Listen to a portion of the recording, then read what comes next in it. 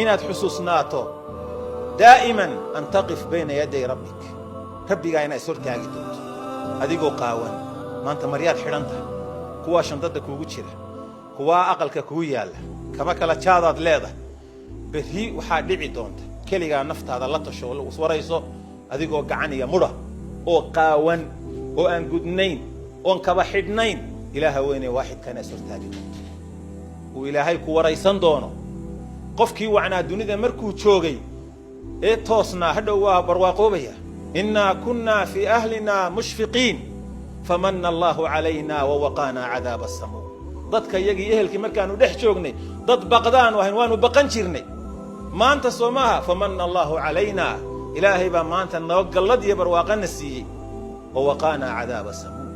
sida cadaabka samuumka naga ilaaliy had iyo goor aale xusuusnow ilahay inaa ishortaagi doonto can shabaabika lagu weydiin doono caafimaadkaaga lagu weydiin doono cilmigaaga lagu weydiin doono aad ugu dadaal haddaad daa'iman xusuusnaato geeridana waad xusuusnaanaysaa